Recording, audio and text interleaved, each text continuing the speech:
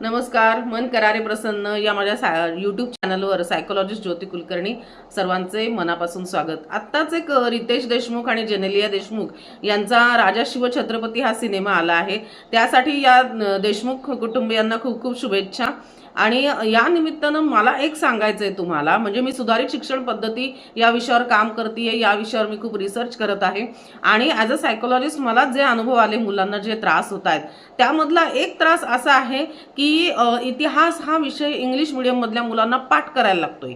ठीक आहे. आणि इंग्लिशमध्ये ते पाठांतर करतात तर त्यांचा घसा दुखून होतो, म्हणजे अक्षरशः रट्टा मारणं चालू आहे इतिहासावर. अहो, इतिहास हा काय पाठ करायची गोष्ट आहे का? तो का पाठ करायला लागतोय? कारण तो मराठीतून नाहीये, कारण तो मातृभाषेतून नाहीये, कारण तो राष्ट्रभाषेतून नाहीये. तो शिकतोय आपण कोणत्या भाषेतून? इंग्रजीमधून. इतिहास कोणाचा आहे? मराठ्यांचा. शिकतोय कोणत्या भाषेतून? इंग्रजीतून. मराठ्यांचा इतिहास मराठीतून का नाही शिकवत आपण? बरोबर आहे. जर मराठींचा इतिहास आपण मराठी भाषेतूनच शिकलो तर आपल्या भावना जास्त मुलांपर्यंत पोहोचतात. त्या इतिहासाचा जो जोश असतो, इतिहासामधले जे प्रेरणा असतात, त्या प्रेरणा तुम्हाला मराठीतूनच चांगल्या मिळणार. इंग्लिशमधनं ते काही कनेक्ट होत नाहीत त्या भावना. आणि इंग्लिशमधनं काय होतं? फक्त रट्टा मारणं आणि मार्कांसाठी अभ्यास करणं. म्हणजे शिवाजी महाराजांचा हा धडा 5 मार्काला, हा 10 मार्काला, हा 15 मार्काला, बाकी काही होत नाही. जर खरंच आपल्या मुलांना आपला इतिहास शिकवायचा असेल किंवा आपल्या संस्कृतीशी आपण त्यांना ताळमेळ ठेवायचा असेल आणि आपली मराठी भाषा जर आपल्याला वाचवायची असेल तर आपल्याला इतिहास सुद्धा मराठीतूनच मुलांना शिकवायला लागेल. त्यामुळे माझं सर्वांना आवाहन आहे की आपण सगळ्यांना इतिहास हा मराठीतूनच शिकवा. आणि ती मजा मराठीतनंच शिकण्यात जास्त येते, ते इंग्लिशमधनं नाही येणार. आणि मराठीतनं आता आपण हिसाबनीती, पंचतंत्र अशा गोष्टी करत करत महाराजांचा इतिहास, पेशव्यांचा इतिहास, राणी लक्ष्मीबाई, अहिल्याबाई होळकर और कितीतरी आपले मराठी लोक आहेत, त्यांचा इतका आपला अभिमानास्पद इतिहास आहे, तो तुम्ही मराठीतून शिकवा. तो तुम्ही इंग्लिशमधनं का शिकवताय?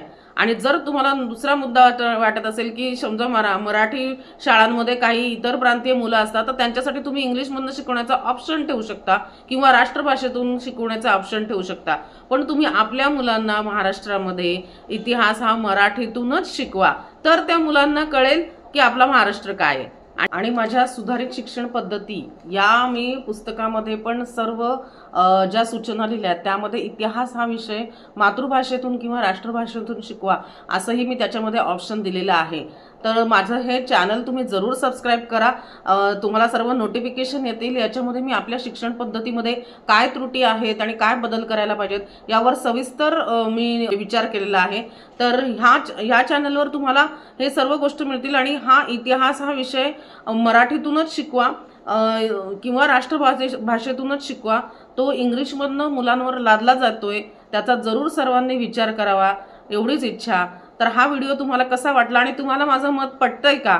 इतिहास मराठीतून शिकवायला पाहिजे हे पहिलीपासून, हे मत तुम्हाला पटतंय का? म्हणजे आपली मराठी भाषाही चांगली होईल, नवीन जुनी पिढीमध्ये आपल्या जे जनरेशन गॅप म्हणतामध्ये किंवा पिढ्यांमधलं अंतर, ते अंतर कमी होईल. आणि घरातले जे आजी आजोबा आहेत ते मुलांना इतिहास छान उत्तम प्रतीने शिकवू शकतील. त्याच्यासाठी 35-35 हजाराच्या बाहेर ट्युशन लावायची पण गरज नाही. त्यामुळे इतिहास शिकवा मराठीतून.